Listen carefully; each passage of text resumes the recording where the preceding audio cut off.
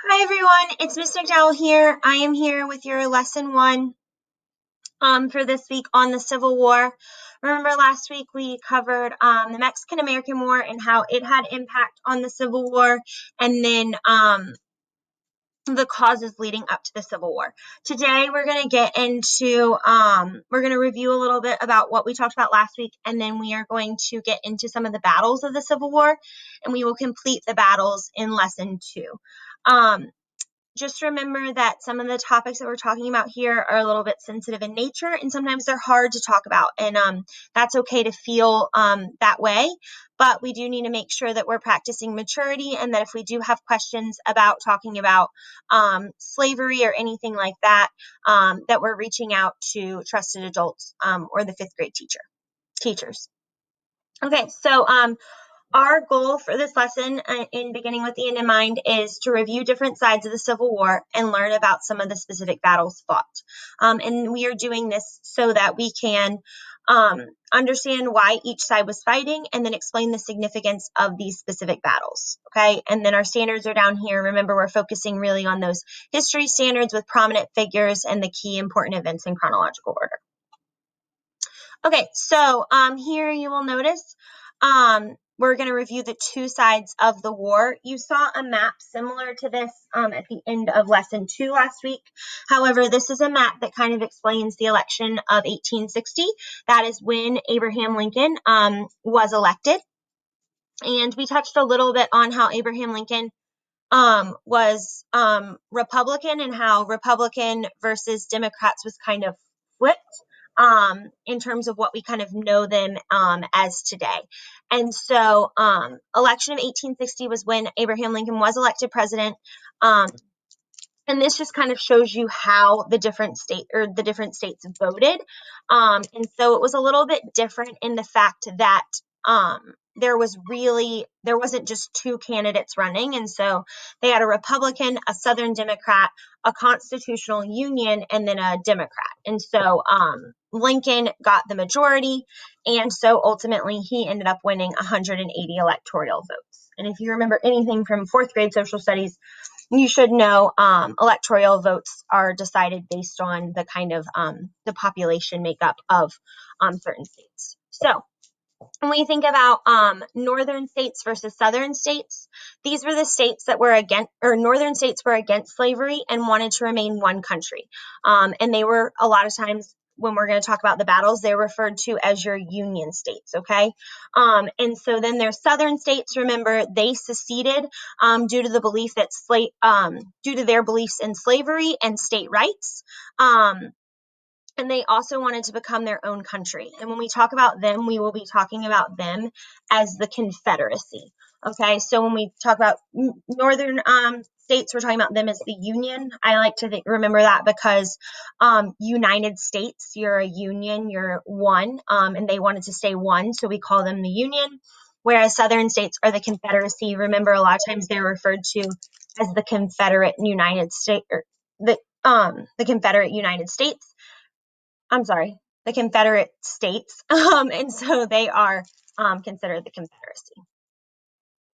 Okay, so the two different sides we will be discussing are the Union and the Confederacy, like we just talked about. This is just breaking down which states were included in what side. Now, you know, today we have 50 states in the United States. Even including like Hawaii and Alaska, and then we have some other territories. However, when you look at this, this is a list of the Union states that were that joined or were part of the Union. There were 21 of them. I'm not going to read them all off to you, but there were 21 of them, and they're right here. The Confederate States are over here, and it ends up being 11 of them. And so when you think about that, 21 plus 11, that only makes 32. And so you're probably thinking, okay, where are the other 18 states? Well, some of those states weren't actually a part of the United States yet. And then others, we had the territories, but they hadn't been like actually decided as, oh, this is the state of Utah, or oh, this is the state of New Mexico, or oh, this is Nevada. They were actually just considered territories. And you can see on this map, a lot of them were named the territories that they would become. but not all of them. Like, this is New Mexico's territory. However, this is New Mexico and Arizona's like area now. And then this is Dakota territory. However, that part of this is Montana, North Dakota, and South Dakota. And so just keeping that in mind, there weren't quite as many states as we had in the or as we have today. So when we think about that, there were originally 7 states that joined the Confederacy, or essentially when they seceded, remember they like broke apart from the rest of the United States. When they seceded, they there were 7 originally, but then there were these other 4 down here that I've starred that didn't originally secede, but they decided to secede after the Battle of Fort Sumter. And so that was Virginia, Arkansas, North Carolina, and Tennessee. So the original ones that seceded originally without having to actually go into battle yet was South Carolina, Mississippi, Florida, Alabama, Georgia, Louisiana, and Texas. And then later on, these 4 after the Battle of Fort Sumter joined the side of the Confederacy. And we're going to talk about the Battle of Fort Sumter in just a second. All right, so I have pulled just some general Civil War facts that I thought that some of y'all might find interesting or might surprise you. I'll go ahead and let you know this is linked right here. That's why it's underlined.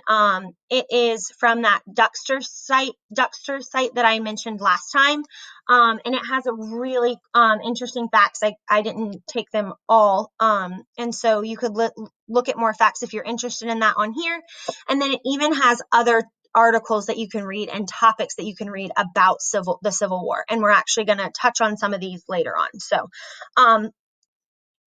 each of the battles, actually, I'm not sure that all of the battles that we touch on are here, and but a lot of the battles that we're going to touch on in our lessons are listed here, and so you can read about them here. Some of them we touch on and some of them we don't, because we only touch on the 10 kind of like biggest ones. But Battle of Fort Sumter we are going to touch on today, and you could read about that on Duxter. They have a whole article on it, which is pretty cool. So, these Civil War facts fought from, let's see if I can get back to there we go. Okay. Civil War facts. It was fought from April 12th, 1861 to April 9th, 1865. So just 3 days shy of 4 years. It consisted of 10,500 battles, or military engagements, meaning military like clashes. And so obviously, we're not going to go over all 10,000 of them, but we're going to go over 10. It's considered that there are about 50 major battles, meaning battles that made a significant difference in what was happening in the war. And then there were 100 others that also had quite significance, quite a lot of significance. But we're only going to go over like the 10 kind of truly big ones. And there's really probably about like 20 that we should go over, but just for time's sake, we're going to go over like the 10 really big ones. So Confederate Army had about half as many soldiers, with around only 1 million, than the Union Army. And the Union Army had around 2.1 million. So the Union Army doubled what the Confederacy had. Confederate soldiers also had a little bit of an advantage, even though there were less of them. So remember, we talked about the South and how the South a lot of times gained their money or their economic status based on agriculture, and that's why they wanted to keep slavery. And so because of that agriculture and the like normalcy and being outside and things like that, a lot of the Confederate soldiers knew how to use guns because they hunted. Not many Union soldiers knew how to use guns already, because remember, the Union was starting to industrialize, or the North was starting to industrialize and become more like factory workers and things like that. It is known as the deadliest war in American history. And then just to put it in perspective, slaves consisted of 1/3 of the South's population. So when you're thinking about the South and slavery, slaves were 1/3 of their population. So meaning 1 in every 3 people was a slave. 30% of the Southern white males between the ages of 18, where did that go? Between the ages of 18 and 40. So 30% of the South was white males between the ages of 18 and 40, and 30% of them died. So 66% of the deaths were actually disease related, meaning they weren't necessarily related to being shot or killed in battle. They were actually related to diseases. Now, a lot of those diseases were contracted because they were injured in battle. However, majority of Civil War deaths were disease related. African Americans did actually fight in the war. In the Confederate Army, they were used as workers and sometimes forced into battle, which is pretty crazy, that a lot, like certain slaves or African American people were forced to fight like for slavery in a way. And then the Union towards the end of the war, 180,000 African Americans fought. And so it wasn't the whole war necessarily that African Americans fought, because there was a lot of kind of disagreement on whether or not they should, especially if they fought for the Union and then were captured by Confederate soldiers. They were afraid that they would be like injured or harmed or taken as slaves, which wasn't wanted. And then some of you may know about like guerrilla warfare. I think my class touched on it a little bit with Revolutionary War, but this idea of guerrilla warfare, which is surprise attacks, was sometimes used. So this was kind of a new concept. A lot of the pictures you see are just two sides of men just charging directly at each other. But in the Civil War, there were some tactics with guerrilla warfare or surprising the enemy, which actually played in their favor. Okay, so you will hear us talk about casualties of specific battles multiple times. And so the word used is casualties essentially means it doesn't describe only deaths or someone killed or injured, but it also describes injuries or deaths suffered in war due to an accident or unfortunate event. So when you're thinking about casualties, it's not someone dying just because they were like purposefully killed by the enemy. It's people a lot of times being injured or dying because of an accident or like unfortunate event, or sometimes you might hear friendly fire, meaning someone's own person injured them, and so, like someone on their side accidentally injured them. And then also it applies to not only those who are injured or killed, but those who fell ill, were either captured by the enemy, or are considered missing, meaning it's not confirmed that they passed away, but they can't find them.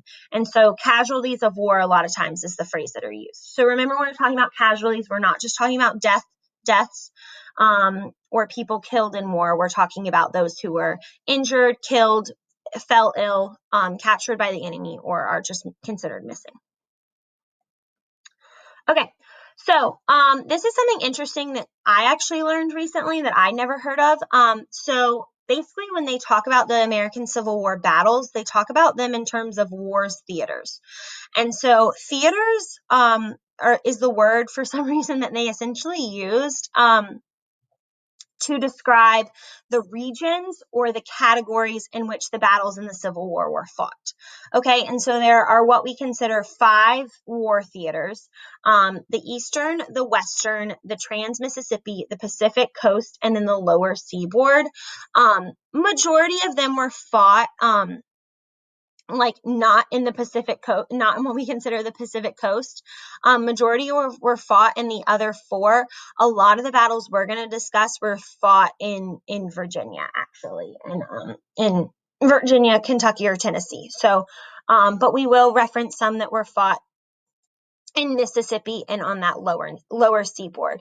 But just war theaters, if you hear it someone refer to war theaters, it's just the regions or the categories with which they divided up where the wars were fought, or the battles. Sorry, not the wars. It's one more. Okay, so Battle of Fort Sumter. This is the first one we're going to discuss because it is the first battle of the Civil War. So it happened on April 12th, 1861, the day the Civil War started. Casualties were none, which we'll talk about like why that is in a second. And who ultimately was considered the winner is the Confederacy. And then I put people, and what I really mean by people is like who kind of led it. in terms of what was happening at the time. So really, this one was led mostly by the Lincoln administration, was who was kind of making the decisions here. And then versus someone named General Pierre G.T. Beauregard. And when we think about that, I put anyone from the Union in blue, and I put anyone from the Confederacy in red. A lot of times when you see the two sides pictured, the Union soldiers are in blue and the Confederate soldiers are in gray.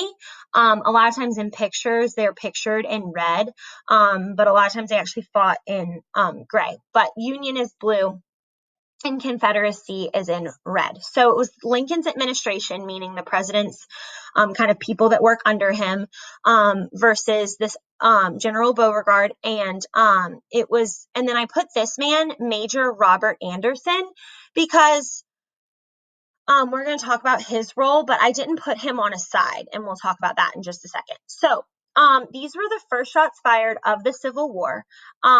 So basically, when the Southern states seceded, or they left what they felt was the United States, Lincoln didn't agree with this, and he said, no, you can't do that. We're a United States. But because they seceded, they felt like they wanted land, including military land, to be considered theirs. So they were seceding, and they were in the South, and they were like, okay, well, these states now are ours because we're exiting the United States.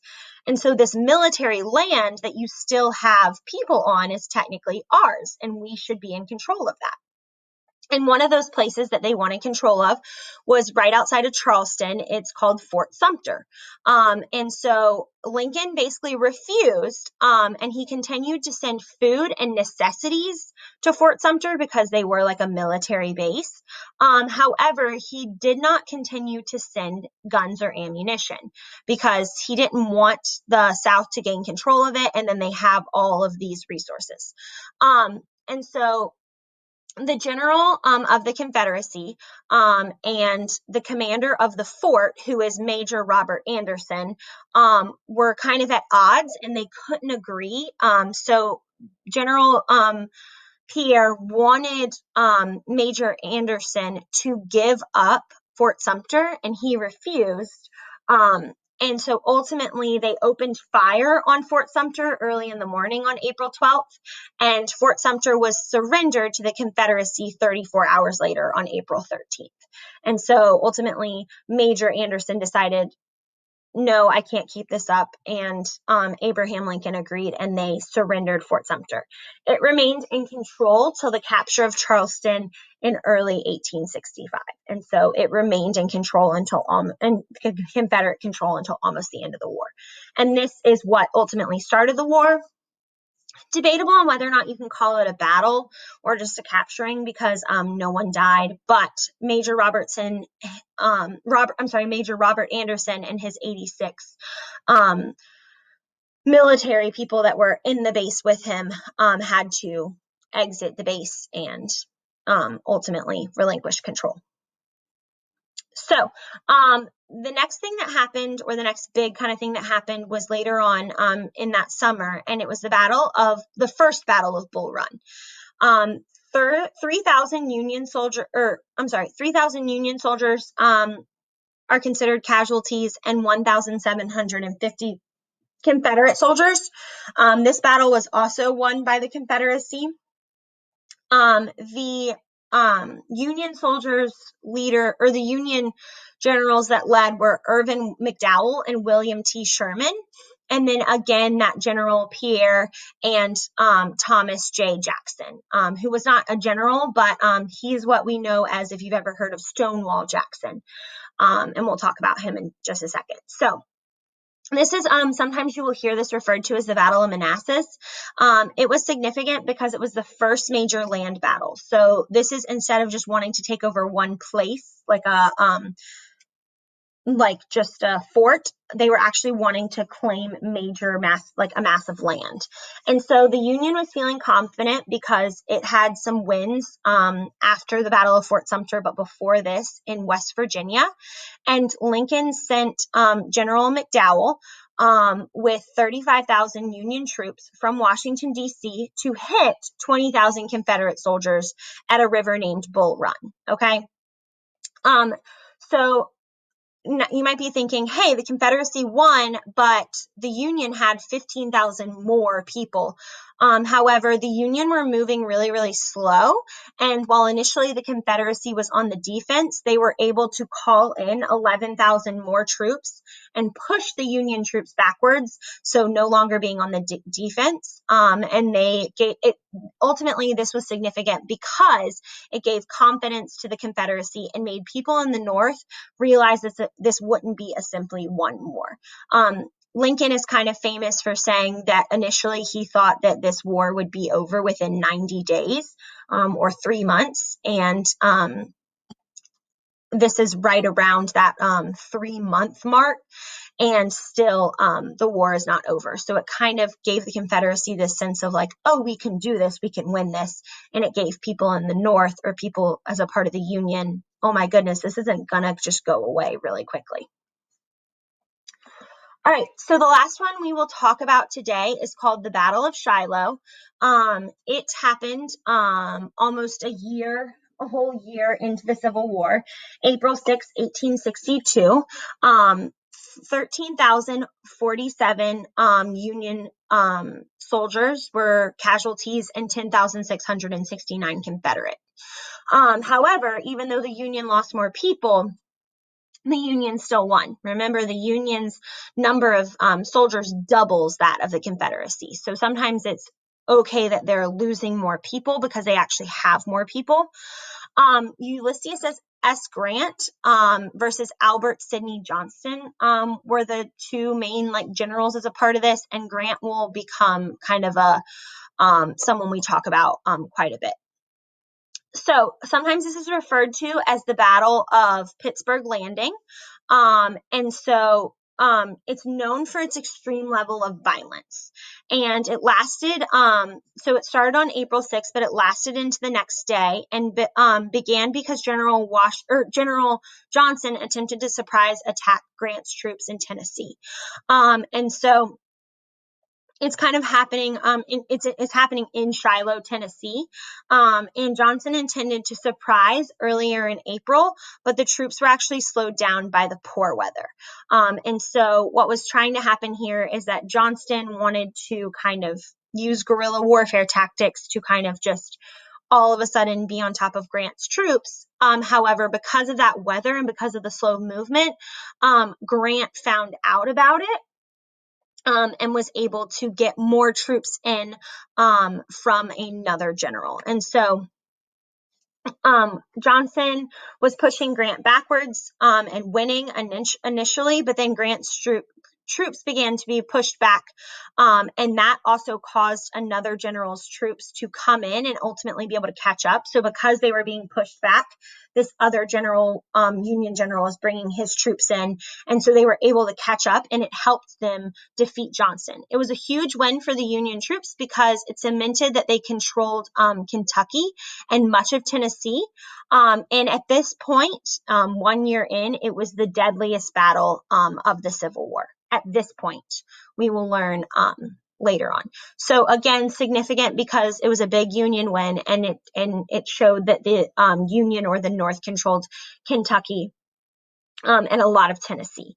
And again, deadliest battle up until this point, with around 24,000 people as casualties. Okay. You might be asking, what's next? We're only a year into the war. So ultimately, there's going to be 3 more years worth of battles and fighting. And we are going to talk about the other 7 battles in our next lesson. Please let us know if you have any questions. Make sure you complete the Google quiz or Google form activity after this lesson, and you reference the slides as needed.